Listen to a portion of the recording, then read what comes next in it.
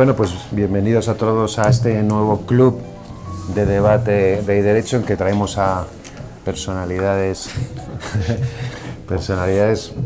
importantes en el mundo del derecho, sobre todo que comulguen un poco, que de alguna manera nos apoyen en esta lucha que tenemos en la Fundación Hay Derecho por la defensa de las instituciones y el Estado de Derecho. Pablo de Lora pues es catedrático de Filosofía del Derecho, ¿no? Porque también he visto por ahí escrito Derecho Público y Filosofía Jurídica, no sé si es que tiene varias denominaciones o qué. Se ha centrado Pablo en los presupuestos filosóficos del constitucionalismo y en la interpretación constitucional.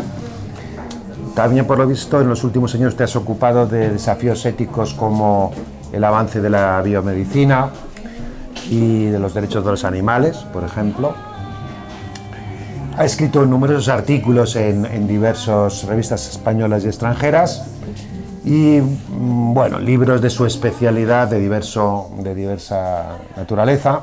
Me interesa destacar que ha escrito también algunos libros de divulgación muy próximos o que tienen mucho que ver con las cuestiones que nosotros tratamos. Una de ellas es Lo sexual es político, en Alianza en 2019.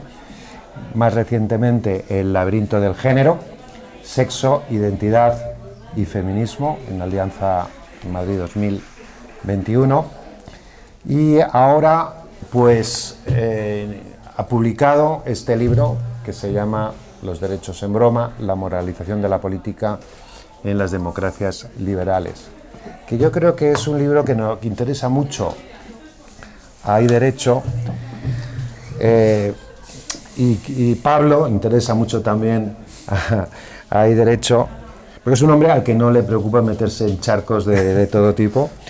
Y concretamente se le hizo algún scratch en una universidad cuando presentó este segundo libro sobre el laberinto del género.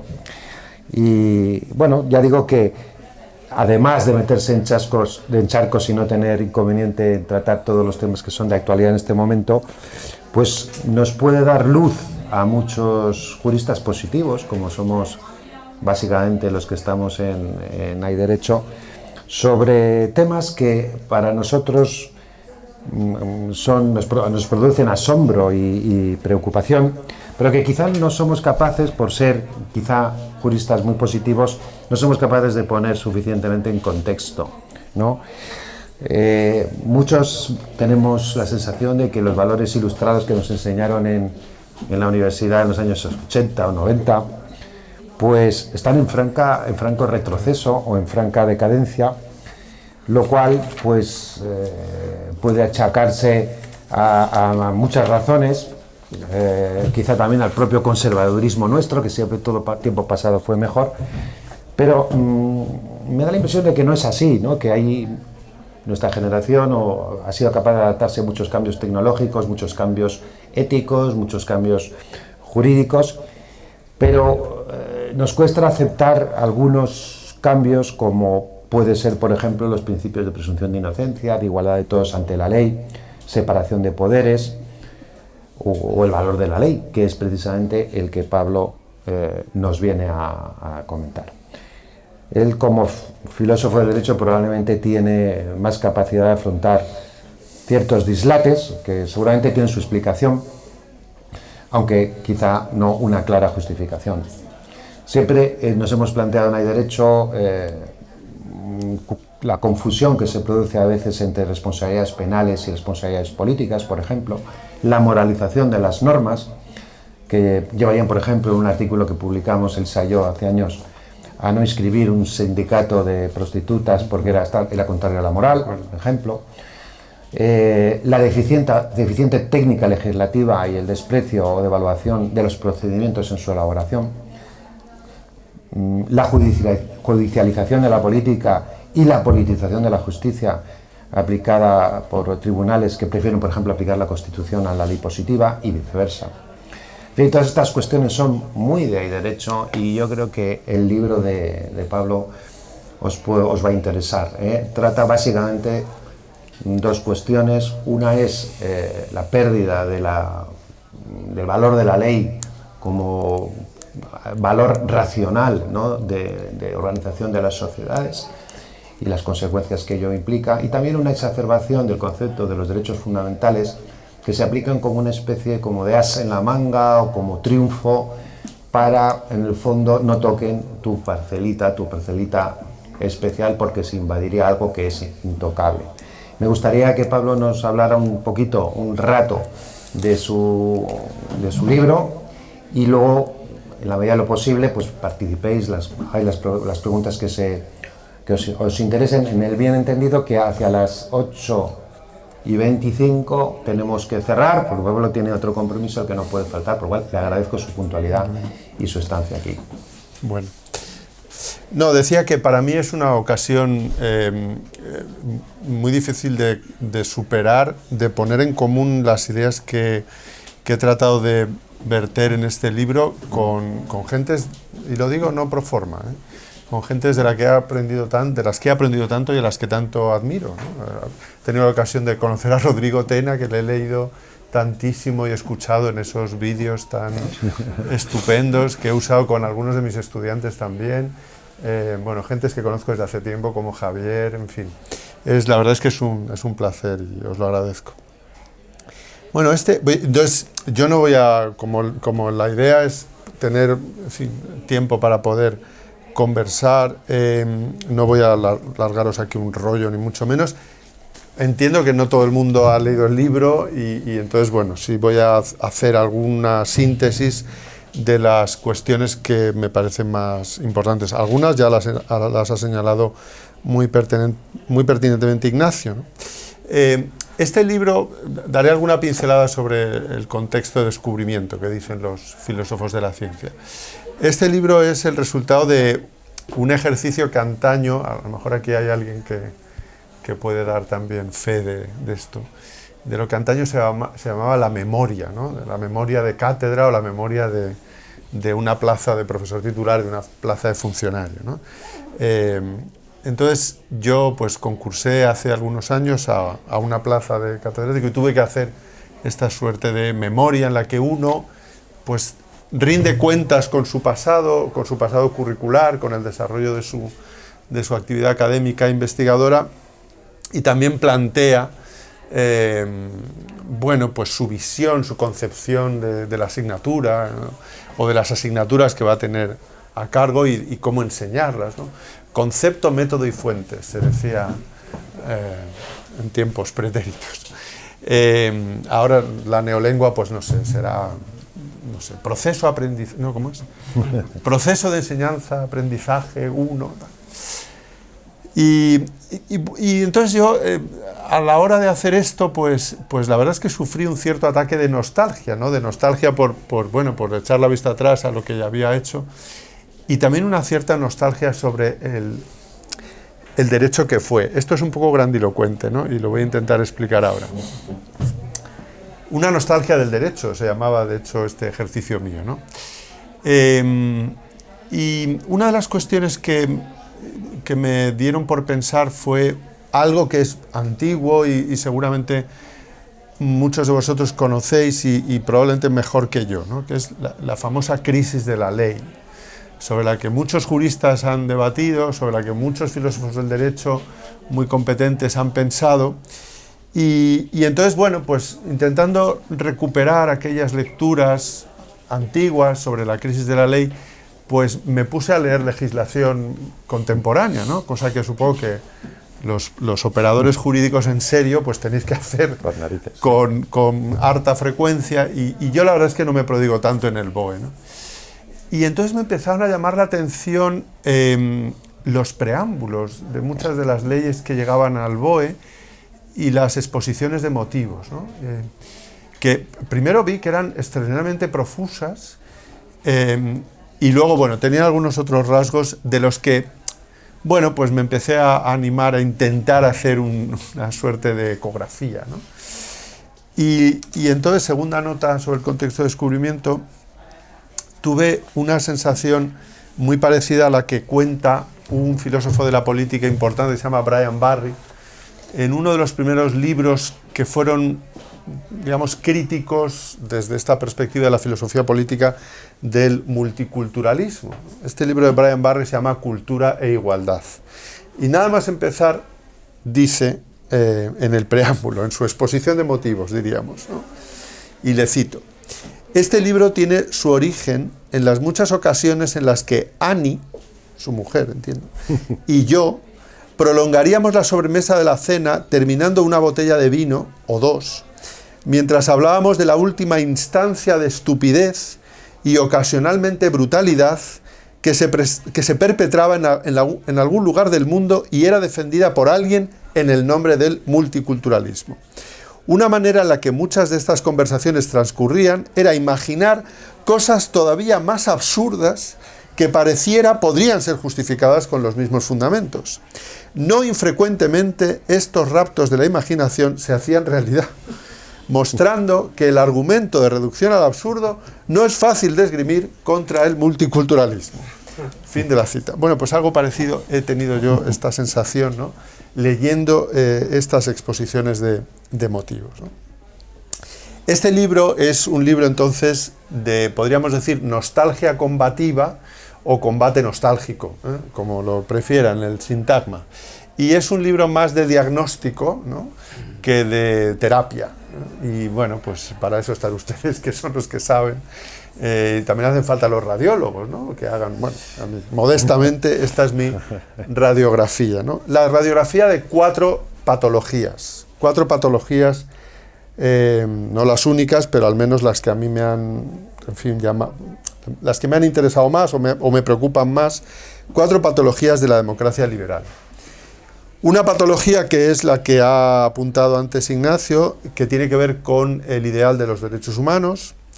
La patología de la degradación de la ley, que digo, no es una cuestión nueva, ni mucho menos, pero creo que en los últimos tiempos esa patología está verdaderamente exacerbada.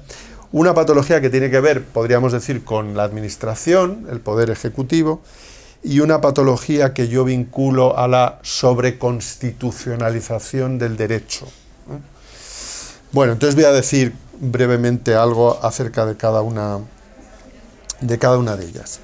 También de la degradación del ideal de los derechos humanos, como del ideal de la ley, de la degradación del ideal de la ley, se ha venido discutiendo, al menos en el ámbito que yo conozco mejor, de la filosofía del derecho, desde hace mucho tiempo. Esto es algo que advirtieron en algunos trabajos importantes 2 filósofos del derecho muy importantes, que son Francisco Laporta y Liborio Hierro. Es a lo que ellos se referían como multiplicación sin final de las generaciones o de los derechos humanos, ¿no? En la teoría convencional sobre los derechos humanos, pues parece que hay generaciones de derechos. Me pasa ahora mismo un poco como con las olas del feminismo, con perdón, que no sé muy bien si estamos en la 3ª, en la 4ª. Con los derechos humanos creo que estamos en la 4ª generación, pero es probable que ya hoy estemos en la 5ª.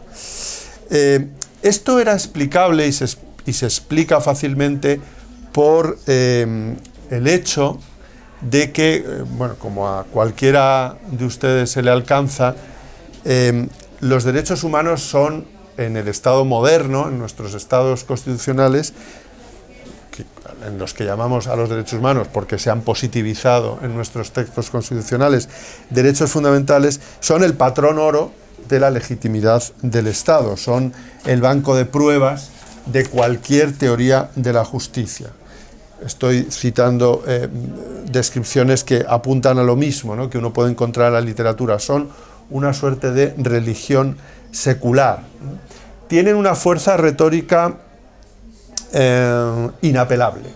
Y esto seguramente lo habrán podido comprobar también ustedes, no solo como testigos de la discusión pública en España y en otros muchos lugares, sino incluso como participantes, ¿no?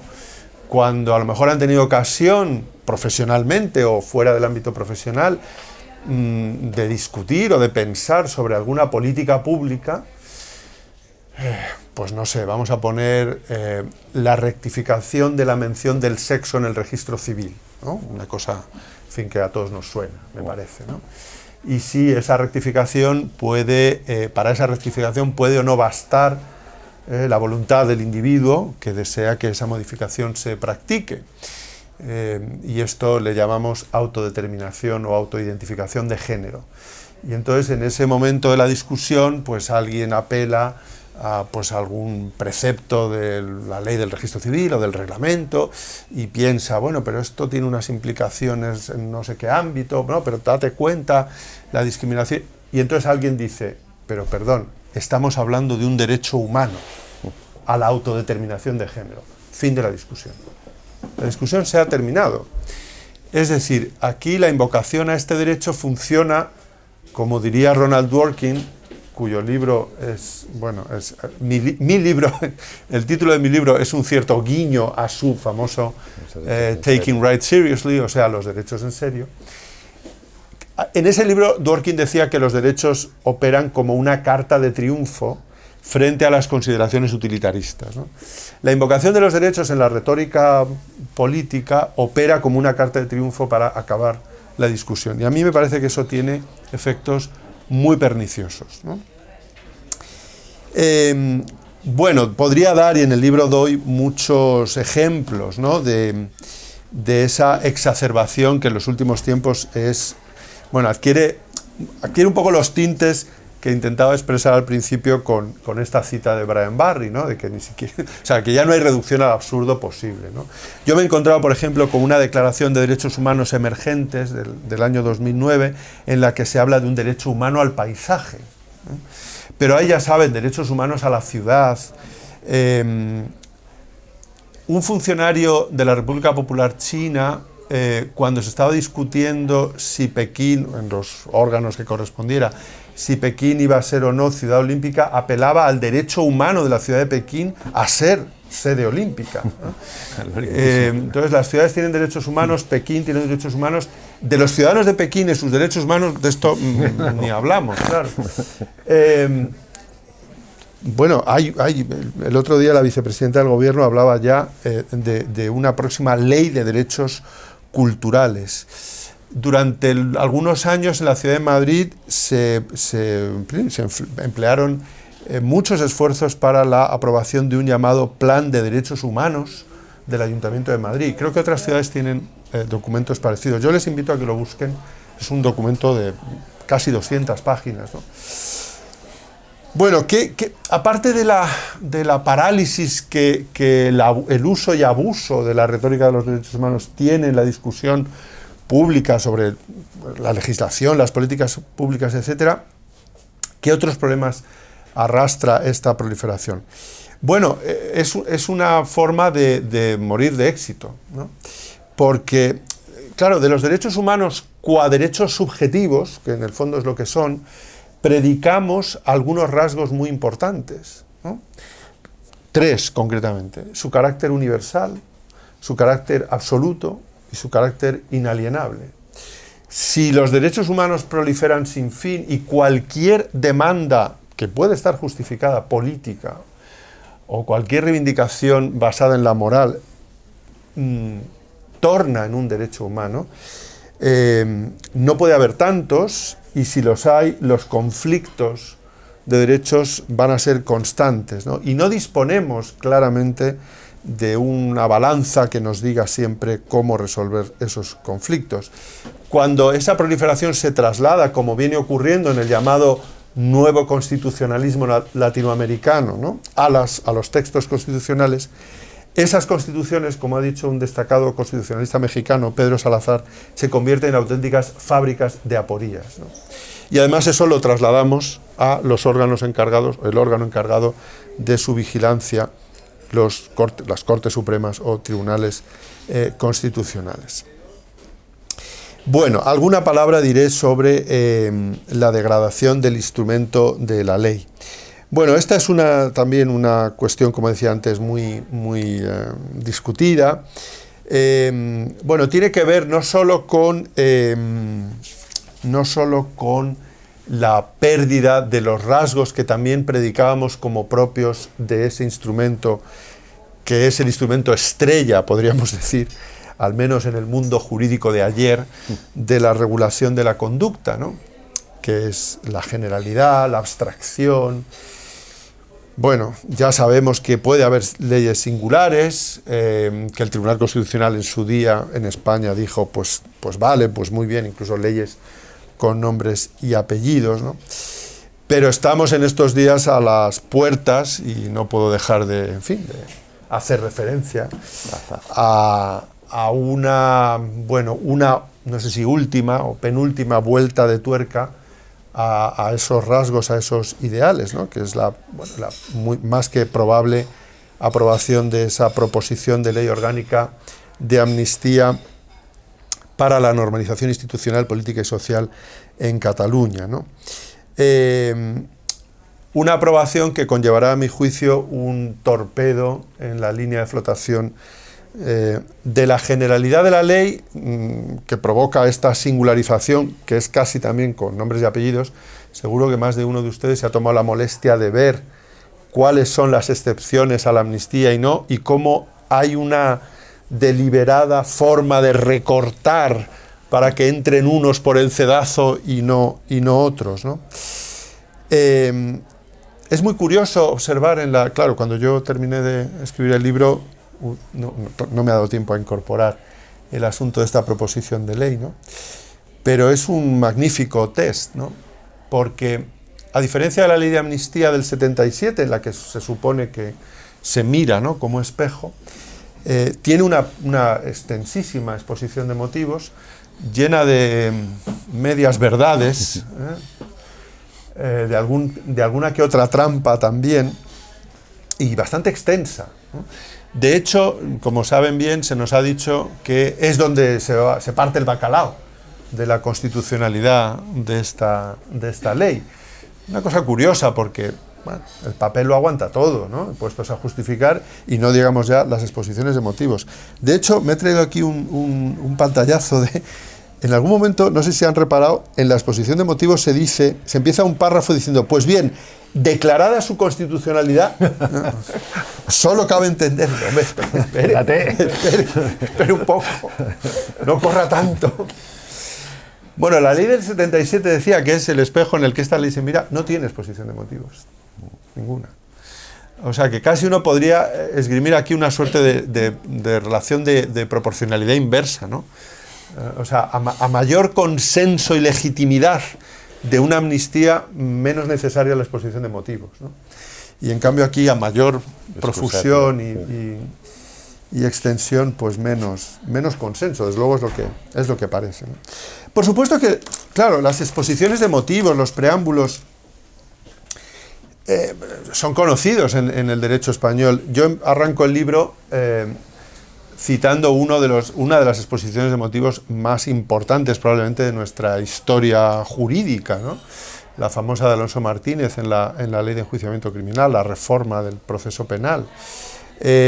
Son razonablemente grandilocuentes las exposiciones de motivos que están aparejadas, ¿no?, que están anexadas pues, a las declaraciones, o sea, a la Declaración de Derechos Humanos, a las constituciones, ¿no?, a esos actos administrativos de concesión de una medalla, de un premio, ¿no? Pues qué menos que decir, pues que, hombre, que este señor es que es muy bueno, o esta señora. Y bueno, pues no se le va a decir, bueno, en realidad es un poco mediocre, pero mira, ahí está.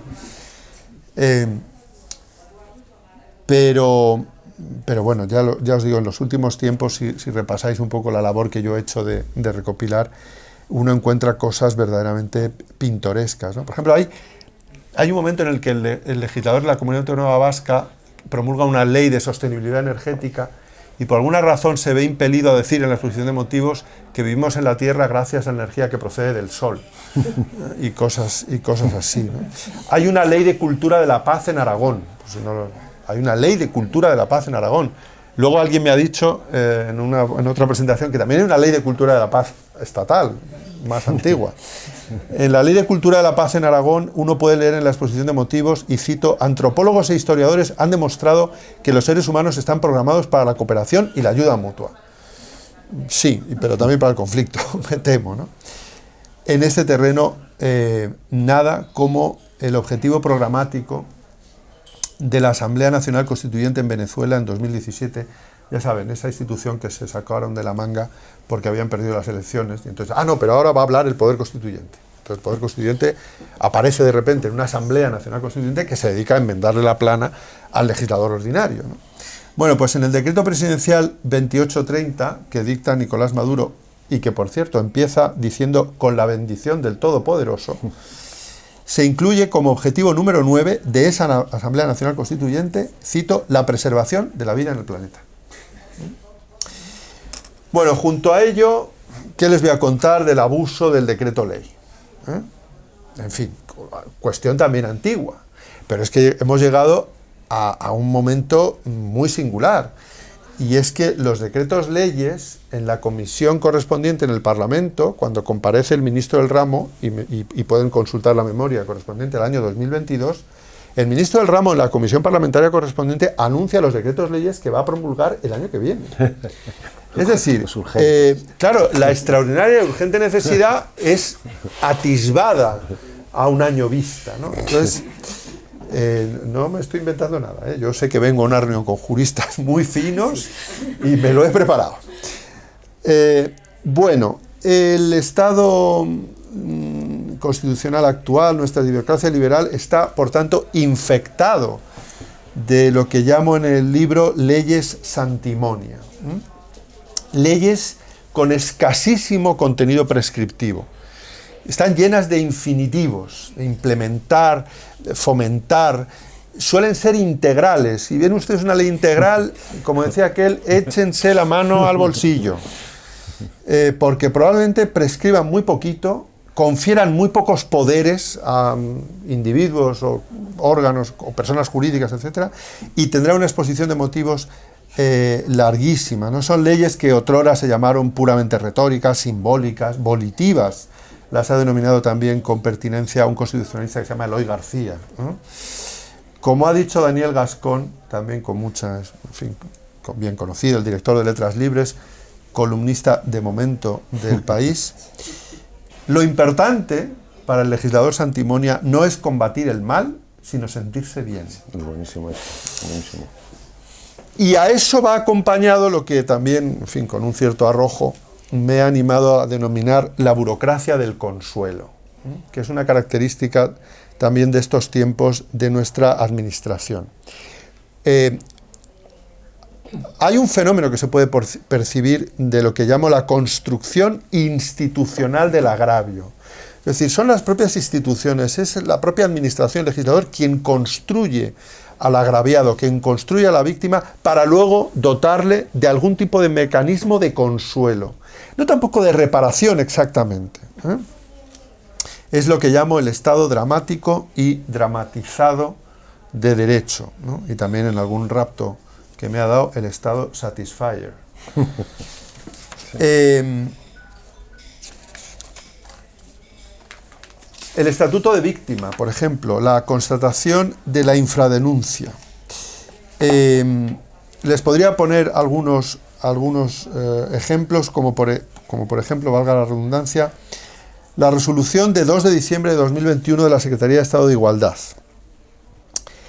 que establece quiénes son víctimas de violencia de género a los efectos de la reclamación o constatación administrativa. Cito: son consideradas víctimas aquellas que se encuentren en proceso de toma de decisión de denunciar, o víctimas respecto de las cuales el procedimiento judicial haya quedado archivado o sobreseído, o víctimas de un procedimiento que haya concluido con sentencia absolutoria o cualquier otra causa que no haya declarado probada la existencia de violencia. Es decir, quien fue absuelto en aplicación de un procedimiento, suponemos con todas las garantías, puede ser una suerte de agresor administrativo, salvo que consideremos que hay víctimas de violencia de género sin agresor ninguno. El Ayuntamiento de Valencia ha estado durante tiempo discutiendo una ordenanza de convivencia ciudadana en la que se planteaba abrir una oficina para que se pueda consignar lo que llama la infradenuncia. Es decir, las denuncias de aquellos que no confían en los órganos judiciales o administrativos al uso o ya establecidos. Claro, con esto hay una evidente regresión al infinito, ¿no? Entonces, claro, pues habrá quienes tampoco confían de la oficina que consignará la infradenuncia, entonces necesitarán la oficina donde conste la infradenuncia, y así ad infinitum, ¿no? Alguien me decía también que si había una segunda edición, que repare en la proliferación de defensores que hay en distintos niveles administrativos, por ejemplo en el nivel municipal, ¿no? Me decía, proliferan los defensores del vecino, del menor, del cliente de comercio de proximidad, del cliente en general, etcétera. Bueno, a todo eso es a lo que yo le llamo la burocracia del consuelo, ¿no? Bueno, esto no puedo, voy a ir terminando enseguida, no puedo dejar de mencionarlo. La Ley 19/2020 de 30 de diciembre sobre igualdad y trato y no discriminación de Cataluña lista en su exposición de motivos un total de 33 razones de discriminación prohibida. Yo estoy seguro de que hacemos aquí ahora mismo la prueba y entre tanta materia gris es difícil que nos salgan 33. Bueno, pues hay 33 razones de discriminación prohibida. Nacimiento o lugar de nacimiento, procedencia, nacionalidad, bueno, ascendencia, edad, fenotipo, sentido de pertenencia, enfermedad, estado serológico, que yo lo tuve que leer 2 veces, dije, estado serológico y lipídico también, el colesterol. Luego me dijeron, no, es por los enfermos, a ver, con esto, en fin, que son portadores de VIH, ¿no? El objetivo de esta ley es erradicar el racismo y la xenofobia, el antisemitismo, la islamofobia, la arabofobia, la cristianofobia, la judeofobia o el antigitanismo, la aporofobia y la exclusión social, el capacitismo, la anormalofobia, que no sé en qué se diferencia, el sexismo, la homofobia o la lesbofobia, la gayfobia, la transfobia, la bifobia, la intersexofobia o la LGTBI-fobia y cualquier otra expresión que atente contra la igualdad y la dignidad de las personas. Claro, esta es la exhibición a la que se refiere Daniel Gascón, ¿no? La exhibición, el virtue signaling, ¿no? Que dicen los anglosajones. Luego, esto puede tener sus problemas, ¿no? Porque a lo mejor nos hemos pasado en la exhibición. Reparen ustedes en el artículo, si tienen ocasión, en el artículo 2F de la proposición de ley de amnistía, y vean que entre las exclusiones de los delitos amnistiables, motivados por algunas de estas fobias, no están, oh casualidad, ni la xenofobia, ni las convicciones, ni la ideología, ni la lengua, ¿no? O sea, que nos ponemos muy estupendos en la exhibición de virtud y luego corriendo nos damos cuenta de que algunas de estas posibles fobias ahora mismo no nos interesan demasiado, ¿no? Bueno, no voy a decir gran cosa sobre la sobreconstitucionalización del derecho. A lo que me refiero ahí es a cómo también ese recurso que en estos días también, a propósito de la ley de amnistía, está muy presente, del debate político, de las cuestiones que son esencialmente políticas o morales, se acabe, digamos, relegando, delegando en el Tribunal Constitucional, tiene efectos muy perniciosos, ¿no? Bueno, lo importante es la constitucionalidad de la ley de amnistía. Pues no. O sea, yo creo que previo a eso hay un debate político, ¿no? que debemos acometer, ¿no? sin que al debate político se le hurte mediante el expediente decir, bueno, de esto ya se ocupará un Tribunal Constitucional que yo creo que está llamado por, bueno, si queréis ahora lo hablamos un poco, por los problemas típicos de esta institución, ¿no? De lo que los anglosajones llaman la objeción contramayoritaria, ¿no? Está llamado a ser parsimonioso, cauto, aplicar el principio de presunción de constitucionalidad de la ley, en el sentido de no ser él la última instancia decisora en asuntos que son social y moralmente muy controvertidos, ¿no? Yo creo que esa sobreconstitucionalización, la constante apelación a los principios, al método ponderativo, es otra de las patologías que están ahí presentes y que me parecía a mí convenía diagnosticar, ¿no? Entonces, bueno, este libro es una reivindicación de la ley y de los derechos humanos bien entendidos, tomados en serio, no de broma, y por tanto, con esas características, pues la nómina debe ser muy poca o muy corta. es una reivindicación del ideal kantiano del Estado de Derecho, la misión de la Fundación Hay Derecho, o sea, de las buenas razones de la ley, ¿no? De lo que hay detrás para que nos gobernemos mediante leyes y reglas. Y lo que hay detrás es sencillamente el intento, la condición necesaria, aunque no suficiente, para que los ciudadanos nos podamos desplegar como agentes morales, ¿no? Bueno, y lo voy a dejar aquí, Ignacio, si os parece. Y bueno, espero que con esto pues haya incitado.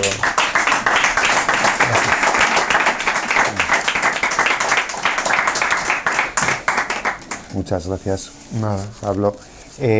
Yo prefiero que intervengáis vosotros, si no intervengo yo. Si se os ocurre alguna pregunta, yo tengo preparada alguna, porque me ha interesado mucho el libro.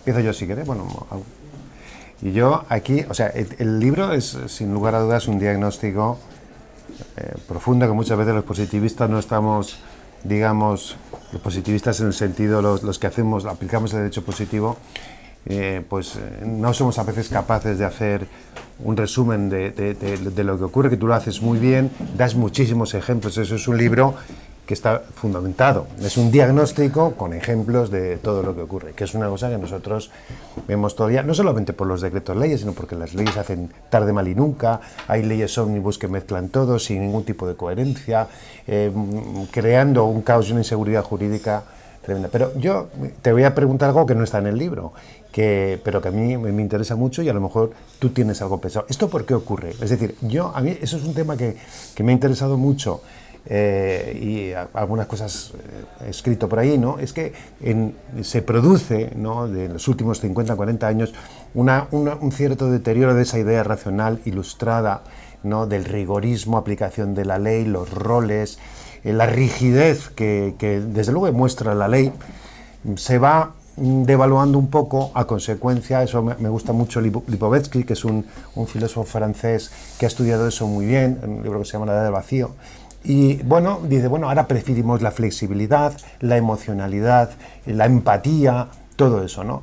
Todo eso que se aplica desde luego en las relaciones sociales y familiares, quizá ha afectado también a la ley. Y queremos leyes, pues no que regulen cosas, sino como decía fenomenalmente Gascón, que esa frase la tenía subrayada, nos haga sentir mejor, ¿no? Un librito que leí, que resumí también en el blog, que es Identidad de Fukuyama, explica que en los años 90 se reúne un congreso de psicólogos y llega a la conclusión de que es prácticamente un derecho humano la autoestima. La autoestima es algo importantísimo, todo el mundo se ríen de ellos en los años 90, pero eso va calando. Y al final la autoestima se convierte en una especie como de derecho fundamental que, particularmente aplicada a las minorías, es esencial. Porque si tú no eres negro y por tanto no puedes sentir lo que siente un negro, pues no puedes decir nada a lo que yo reivindico, que seguramente es así, ¿no? Entonces, eso ha creado, desde luego, una cosa muy buena, que ha sido la defensa de ciertas minorías, que sin lugar a dudas están menospreciadas y que probablemente necesitan un reconocimiento, pero su exacerbación llega a poner en peligro cuestiones fundamentales, como puede ser, pues eso, la igualdad de todos ante la ley, puede poner en peligro a veces la presunción de inocencia, y por debajo de todo ello, un sentimentalismo, una devoción a las emociones que van más allá de la racionalidad de lo necesario. Entonces, un poco mi explicación. No sé si estás de acuerdo o tú tienes alguna idea de por qué ocurre esto, ¿no? ¿Por qué se produce esa sentimentalización? Por supuesto, de la exposición de motivos, pero también de las leyes. Sí, es una pregunta muy relevante. Yo no lo tengo muy estudiado, digamos. Tengo más intuiciones que otra cosa, ¿no? Y como tales las invoco aquí. Por una parte, claro, el viejo estado decimonónico liberal se sobrepasó, pues quizá más o menos en el periodo de entreguerras, ¿no? En la Europa que sale del horror de la Segunda Guerra Mundial, con el avance, por decirlo así, del Estado social, ¿no? Entonces, claro, el Estado, el poder público tiene que intervenir de una manera mucho más intensa de lo que venía ocurriendo. La legitimidad descansa en eso también, ¿no? O sea, esa especie de transacción entre el pensamiento más liberal conservador y la socialdemocracia, digamos, pues hace emerger sobre todo un aparato administrativo brutal, que es razonable, y junto a ello, y esto, bueno, lo dijeron algunos juristas alemanes importantes ya a finales de la década de los 40, ¿no? Principios de los 50. Entonces, eso ha arrastrado cada vez más, ¿no? Inundando no solo el ámbito ejecutivo de la administración, sino también el ámbito legislativo, ¿no? Entonces, en algún sentido es o era esperable que algo así se produjera. Desde luego no con esta intensidad, porque me parece que el segundo factor que podría, insisto, que es una mera intuición, que podría explicar el nivel en el que estamos, digamos la gravedad patológica, diría que es la llegada, efectivamente, a nuestra escena, a nuestro imaginario ideológico, de una izquierda que ha abrazado, un cierto sector de la izquierda que ha abrazado el llamado marxismo cultural, ¿no? Que se ha tomado muy en serio la idea de la hegemonía social y cultural, y que cuando llega al poder, y creo que esto me parece que podríamos atisbarlo claramente en el caso de España, en los últimos ciclos, como se dice ahora, electorales, llega a las instituciones y cree que con el instrumento de la ley puede hacer eso también, ¿no? O sea, puede lograr hegemonía cultural y social en el BOE. Y me parece que solo eso explica la proliferación de las leyes que han salido de esos departamentos. Yo, como has dicho antes, soy en fin, alguien que ha intentado pensar bien el asunto de los animales no humanos, y escribí un libro en el año 2003, y soy, o sea, no soy sospechoso de no tomarme en serio esa cuestión de la protección de los animales y de su bienestar, etcétera. Mirar, vamos, que a lo mejor ya lo habéis hecho, ¿no? La ley de protección que se ha promulgado recientemente, leer la exposición de motivos. Allí no encuentras un legislador que te diga, pues esta ley tiene como objetivo mejorar el bienestar de los animales de compañía o del ganado mediante una serie de prohibiciones y de permisos, o regulando las credenciales para ser veterinario o para practicar determinado... No, si leéis la exposición de motivos se dice algo así como esta ley tiene objetivo promover la concienciación de la sociedad, y yo creo que esto es efectivamente la manifestación de esto, digamos, en la lectura de quienes son actores de estos cambios, que creo que no son cínicos, ¿no? O sea, que se lo creen, ¿no? Alguien decía, y probablemente sería otra forma de probar la conjetura, ¿no? Esos departamentos, en esas administraciones, en los últimos años han aterrizado literatos y poetas y no juristas. Juan Claudio de Ramón, ¿no? O sea, menos poetas y más tax. Y yo creo que algo de eso puede haber. O a lo mejor hay juristas, pero entonces lo que nos tenemos que preguntar es ¿qué formación se les ha dado en las facultades de Derecho? Bueno, me lo tendría yo mismo que preguntar, ¿no? Entonces, esa falta de rigor muchas veces, incluso de capacitación técnica, ese analfabetismo jurídico en el fondo de la técnica de conocer las instituciones básicas del derecho público, del derecho privado, que no son ocurrencias, ¿no? Que tiene una decantación, en fin, no son una ciencia. Yo esto de la ciencia jurídica siempre me ha parecido, pues, en fin, como cultura californiana, un oxímoron, bueno. Pero es una técnica decantada por... yo creo que eso está también en alguna medida como factor explicativo, ¿no? No estoy tan seguro de que la promesa de la modernidad se haya realizado, se haya actualizado con el estado de cosas actual, en el que descubrimos que no hay un interés general. Yo diría más bien lo contrario.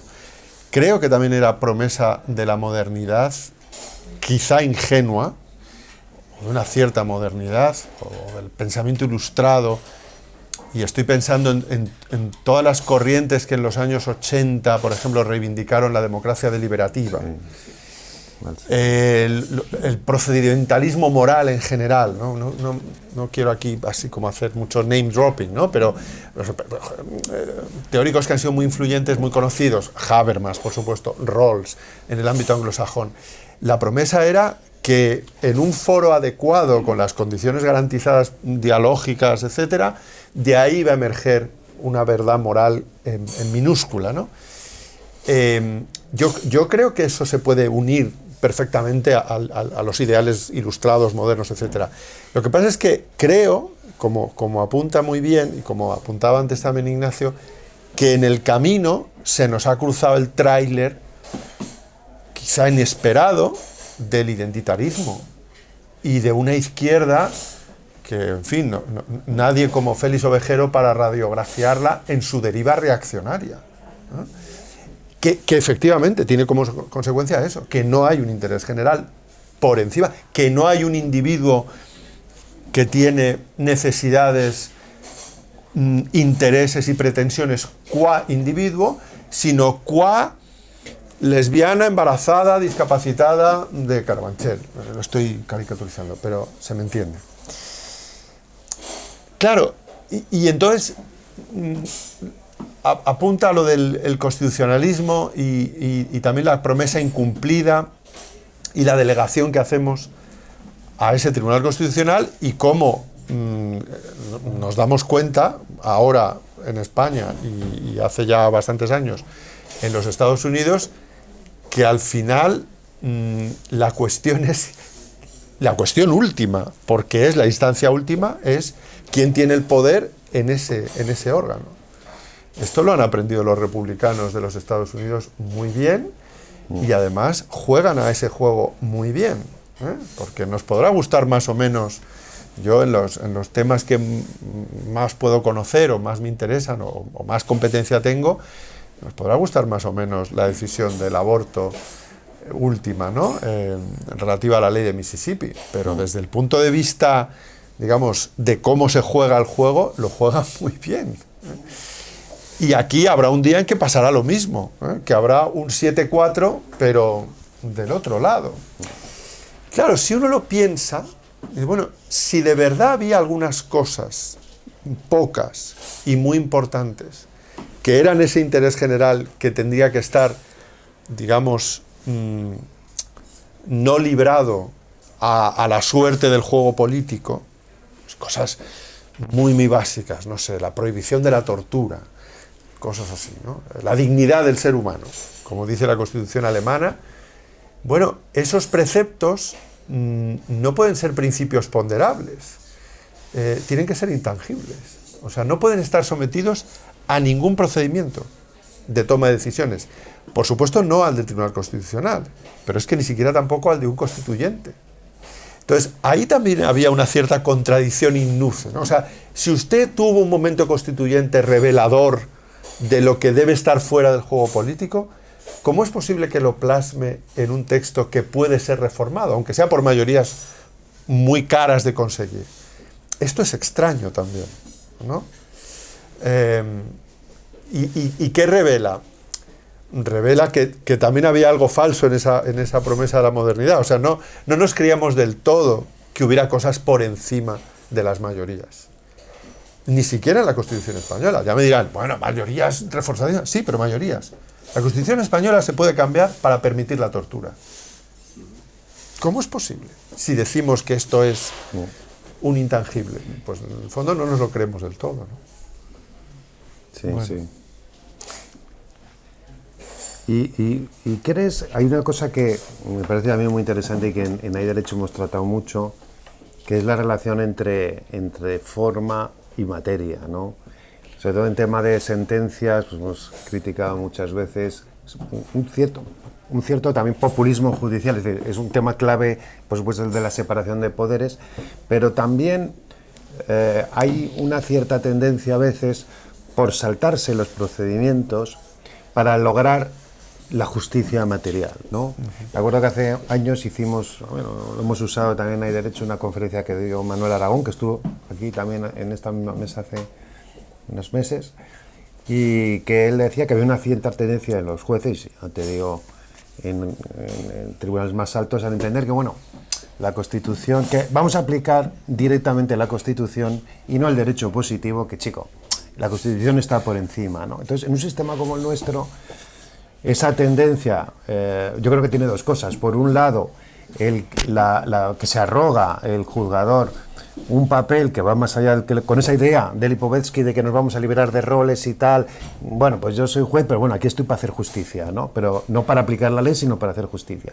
Y eso está ahí, y está también en la elaboración de las normas, y está en muchos sitios. O sea, hay una cierta desformalización, quizá también propia de los tiempos que corren, no digo que no, pero a lo mejor se nos ha ido la mano también con la desformalización, ¿no? Que a lo mejor algunas formas pues son útiles. Yo soy notario, o sea, ¿qué voy a decir? Pero me parece que son útiles. Son útiles porque los procedimientos, las formalidades y los requisitos son garantías de alguien. Son siempre escuchar a alguien, son siempre informar a alguien, son siempre respetar a alguien. Entonces, al final, si ese desarrollo del yo te lleva a yo sé lo que es bueno y además a una ley moralizante, pues bueno, pues inseguridad jurídica y a veces injusticia. Sí, no, eso, vamos, de nuevo, perdón por la traición del ejemplo cotidiano inmediato, ¿no? ¿Qué podemos decir de quien se reclama constructivista en Radio Nacional mañana, tarde y noche, y con eso quiere decir, bueno, en un momento dado, en la Constitución dice la capital del Estado es la Villa de Madrid, pero pues vamos a ver cuál es la justificación subyacente de eso, o a lo mejor hay otro principio. Es decir, claro que no solo en la Constitución. Antes tú, Ignacio, ponías el ejemplo este de la prohibición, el no registro de otras. Sí. Del sindicato este de trabajadores de prostitutas, vamos.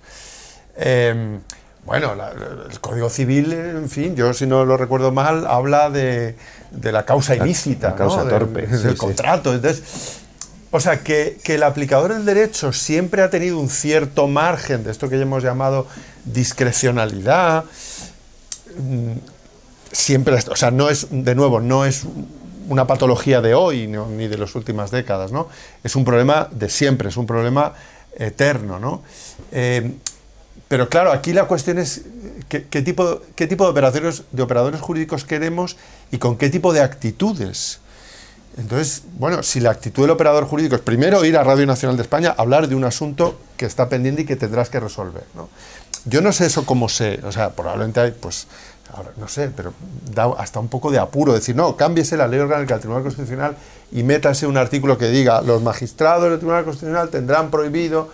Es que va de suyo, ¿no? Es que uno no debería, no sé, don Francisco Tomás y Valiente, o sea, los jueces hablan, y magistrados hablan en providencias, autos y sentencias, y no hablan en ningún otro sitio. Entonces, es una cuestión de cultura jurídica, digamos, ¿no?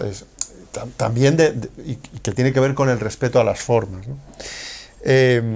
Yo por eso decía antes, en un Estado en el que rige el principio de mayorías, como es el nuestro, es decir, un Estado democrático, social y democrático de derecho, el Tribunal Constitucional debe tener la última palabra, pero siempre en esa actitud de humildad, en fin, en cuestiones muy divisivas y discutibles, que no son casos claros, ¿no?, que no suelen llegar al Tribunal Constitucional, pues tener esa suerte de presunción, ¿no?, de constitucionalidad de la ley, que por otro lado es lo que garantiza el pluralismo político. En fin, una tendencia contraria absolutamente a esto es lo que en los últimos tiempos estamos viendo también a propósito de este constructivismo, ¿no?, que es que el 1-1, el libre desarrollo de la personalidad, me permite decir, bueno, yo de esta chistera saco muchos nuevos derechos y consagro nuevos derechos.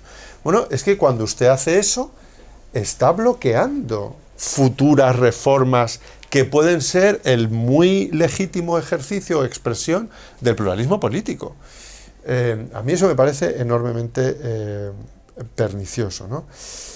Pero me estaba acordando cuando mencionabas la cuestión del formalismo y de los abusos y excesos del operador jurídico, de un caso que a a los filósofos del derecho, no tanto a mí, que no he participado tanto en ese debate, ¿no?, pero a otros muy relevantes que han discutido mucho sobre la cuestión de la ponderación y los principios y las reglas, es este de la joven Noara, no sé si lo conocen, que es uno de esos supuestos en los que uno dice, viva los jueces que ante un caso jurídicamente muy fácil, pero moralmente trágico, tienen la expertise y la técnica, no de estos poetas que han poblado las secretarías de Estado, sino el rigor jurídico para darle una solución.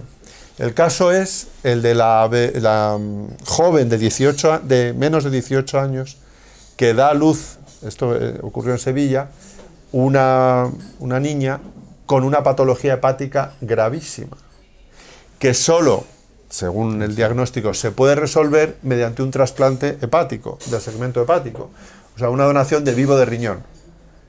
La madre, primera donante obvia, tiene 17 años.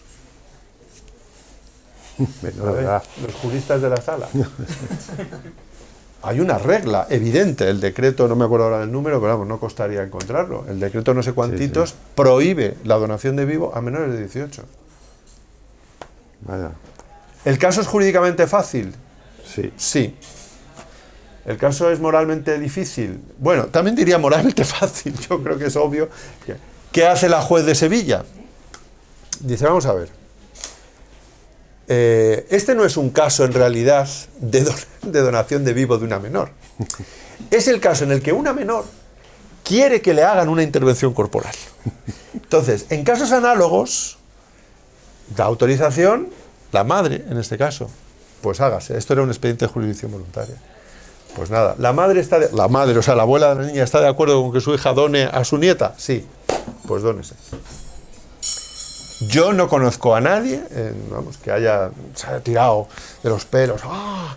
Esta juez activista, constructivista. A todo el mundo le ha parecido muy bien. Claro. Sí, sí. Porque o sea, que eso no lo vamos a evitar. No. O sea, el dilema del juez que tiene un caso difícil de este tenor, o no sé, en vuestro ámbito supongo que también habrá algún supuesto, no lo vamos a evitar. Pero sí creo que conviene fomentar la importancia de la forma y en un momento dado decir, oiga, y por cierto, esto del Estado liberal y democrático y constitucional, iba de que yo no debo ser quien resuelva siempre estos asuntos. Legislador, aquí hemos descubierto una antinomia, hemos descubierto una laguna, cólmese, no me haga a mí. Porque en este caso es fácil, pero en otros lo voy a tener mucho más complicado. ¿Está el legislador hoy respondiendo ágilmente a la detección de esos problemas? Bueno, a mí los profesionales del derecho como vosotros me dicen que en absoluto. El otro día, en otro debate, alguien hablaba de la ley esta de segunda oportunidad, que parece ser que está generando unos problemas tremendos, que se están frustrando los auténticos objetivos de la norma, bueno, esa laguna de la Constitución que descubrimos, y por cierto, que no produjo mayor estropicio gracias a que Pedro Sánchez se presentó, de que no había plazo. Ah, sí. Y el gobierno podía seguir en funciones si nadie se presentaba, sin edie. Porque en la Constitución no estaba establecido el plazo para convocar nuevas elecciones si hay una investidura fallida. Pero si el candidato al que se le propone dice que no y ningún otro se propone, ¿qué hacemos? Pues ahí sigue, es la Constitución. Ya sé que es la Constitución, pero me temo que eso mismo puede estar pasando en muchos otros niveles normativos, ¿no? Sin duda. Si no, yo tengo alguna más, porque tengo unas cuantas preparadas. Hay otra que ya va a ser además casi para terminar, porque ya falta muy poquito y te tienes que ir. Pero hay ha sido un leitmotiv también de Hay Derecho, desde hace muchos años, casi desde su fundación. Y me imagino que aquí es un poco más chusco, pero hicimos en su día un post que se llamaba Legislar para la foto, ¿no? Y luego ese post que se hizo, pues yo que sé, a lo mejor en 2011 o por ahí, se ha ido cumpliendo matemáticamente, ¿no? Esa idea, que es la que reflejas tú aquí, es que además esas leyes antimonia, ese estado consolador, en el fondo es también un confundir el hacer derecho, hacer política con hacer leyes, ¿no? Entonces, la ley es un instrumento sobreusado, porque no se hace política, se considera que hacer política es sacar una norma en el Boletín Oficial del Estado, funcione o no funcione. Que otra cosa que también es importante es que, vamos a ver, las normas son un instrumento para conseguir un efecto. Entonces, si ese efecto no se conduce, pues hay que arreglarlo, ¿no? Decía Montesquieu que no debe tocarse la ley sino con mano temblorosa, ¿no? Un poco porque... Y aquí no, se considera, bueno, pues ya está arreglado el problema de X, ¿no? Porque he sacado una ley con 200 páginas de exposición de motivos. Entonces, da la impresión de que hoy es también un instrumento de poder, simplemente, ¿no? El hacer política, que además, otro artículo que hice yo también en su día era que por qué, por ejemplo, en el derecho civil común, pues en el Código Civil no se reforma demasiado. Seguimos ahí con el de 1880, con algunas cosillas que no ha habido más remedio que adaptar, mientras que en las comunidades autónomas, en Cataluña tiene un Código Civil estupendo que ha regulado hasta el último momento las cosas más cercanas, y en Valencia, aunque no, pues te sacan también... O sea, en los derechos autonómicos, excediéndose probablemente sus facultades, pues sacan un derecho civil modernísimo, mientras que aquí no se hace nada. ¿Por qué? Pues probablemente porque tiene un interés político. Vamos a renovar el derecho civil de allí porque me interesa, porque yo me doy tono y además reivindico mis diferencias. Es decir, a mí me parece un uso también espurio de la ley, ¿no? Hacer cosas que las haces porque te interesa a ti o por un designio político. Es hacer política haciendo legislación, y aunque sea una consecuencia un poco más, ya te digo, chusca, pero creo que también es un instrumento demasiado conveniente, ¿no? A veces. Sí. Está muy bien lo de la legislación para la foto de 2011. Pues por ahí, sí, te lo mando luego. Pues si yo os quieres. animaría que hoy hagáis uno que sea la legislación para el selfie, ¿no? Exacto. Porque yo creo que es lo que, ¿no? El siguiente paso que hemos dado, la legislación para el selfie. No puedo estar más de acuerdo contigo. Yo hay un montón de asuntos que pienso, pero si esto es una cuestión de la administración, ¿no? O sea, del Poder Ejecutivo, que dicte los actos, los reglamentos que correspondan. Yo, por ejemplo, eso es lo que pienso a propósito de las justas reivindicaciones relativas a la, en fin, tan polémica también, memoria democrática. O sea, hacían falta leyes de memoria para resolver 2 o 3 problemas que tienen más bien que ver con asuntos administrativos o incluso registrales o permisos para exhumación, etcétera, etcétera, ¿no? En fin, yo en esto, de nuevo, soy un profano, pero nadie sospechoso como Santos Juliá no dejaba de decirlo. Bueno, o sea, aquí de lo que se trataba era más bien desde el poder público, no delegando a asociaciones memorialistas que son de parte, en el sentido de una parte, de los unos con H, ¿no? Y no de los otros también con H, sino por parte de la administración, acometer esa tarea, pero para eso hacía falta leyes que proclaman o que dicen cosas que son muy discutibles, además, y no digamos ya la última, la de memoria democrática, ¿no? Yo creo que en todo esto ocurre, lo del selfie, la foto, otra patología, o sea, uno de los patógenos, digamos, ¿no?, que está por ahí pululando, es lo que también en el libro veréis que en la literatura se conoce como la falacia moralista, ¿no? Así como hay una falacia naturalista muy conocida, la famosa de Hume, ¿no? De no se puede inferir lo normativo a partir de lo fáctico, ¿no? Inferir un deber ser a partir del ser es una falacia. Pues también existe la falacia contraria, que es partir de la idea noble de que todos somos, por ejemplo, o debemos ser tomados o tenidos como iguales en dignidad, que somos iguales. Y yo en el libro me dedicaba algunas páginas a una cuestión que también me ha interesado y sobre la que, de nuevo, entre muchos privatistas, pues a las personas que más recelos ponían o más escépticas eran, no sé en vuestros ámbitos, ¿no?, pero por lo menos en la academia se las ha mirado muy mal, ¿no?, que es toda la cuestión esta de la discapacidad y la reforma que se ha producido, acabando con aquello que a mí me explicó también, ¿no?, Rodrigo Berkovich, ¿no?, de la capacidad jurídica y la capacidad de obrar, sí, que a mí me parecía una cosa bastante sensata y no, ahora todo el mundo tiene igual capacidad de obrar.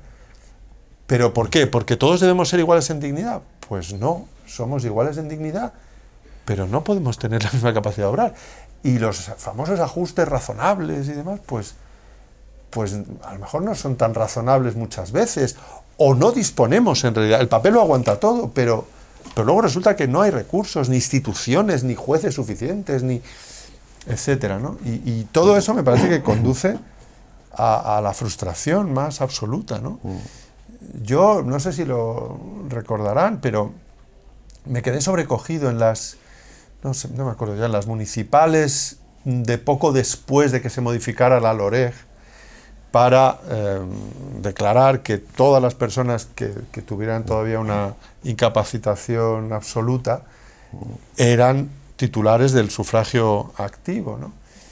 Y recuerdo, vamos, que es que lo vi en la televisión, ¿no? Una pobre mujer de 30 y tantos años en una silla que era llevada por la madre, una señora muy mayor, que la llevaba a las 8:30 de la mañana al colegio electoral, una mujer con una discapacidad motora y neurológica que no solo le impedía hablar, sino incluso poder coger la papeleta. Y esta madre la llevaba al colegio porque había salido en el sorteo de presidenta de mesa y para que no le pusieran la multa. Pero esto, aquí está todo mal. Esa ley de discapacidad, que además nosotros los pisos privatistas la hemos tenido muy cerca, y en cierto sentido es lo que pasa, que es difícil criticarla, porque es verdad que tiene un punto de dignidad, por decirlo así. Oye, mira, aquí todos somos iguales y lo que vamos a hacer, claro, lo que la ley dice es que esa antigua distinción, para los que no sepan, esa distinción que se hacía anteriormente entre personas capaces y personas incapaces, las incapaces pues eran representadas por otra persona. Eso se considera indigno y entonces ahora hay que partir de la idea de capacidad de todo el mundo. Pues se mezclan en ese reconocimiento de capacidad todo, discapacidades muy altas, discapacidades menos, físicas. Y las neurológicas y las físicas. Todo. Entonces, bueno, pues no es verdad. O sea, no todo el mundo es capaz, lamentablemente, y los que antes tenían que ser representados por otros tendrán que seguir siendo representados por otros porque no hay más tutía, ¿no? Entonces, es verdad que tiene una buena finalidad, que es proteger determinados colectivos, pero no es aplicable, en muchos casos no es aplicable, ¿no? Y eso pues probablemente ocurre en otras tantas cosas, esa misma forma de funcionar, ¿no? Pues... ¿ibas a terminar? No, nada. Termina tú, concluye, porque ya, oye, habíamos quedado que terminábamos a 25 y son y 24. Está muy manida esta anécdota, pero bueno, a lo mejor no la conocéis. Un muy conocido filósofo y teórico del derecho, a quien sucedió en la cátedra de Oxford Ronald Dworkin, ¿no? Se llamaba Herbert Hart. A principios de los años 80 fue invitado a la Universidad Complutense, al Departamento de Filosofía del Derecho. Yo era muy pequeño, ¿no? Me lo han contado mis mayores.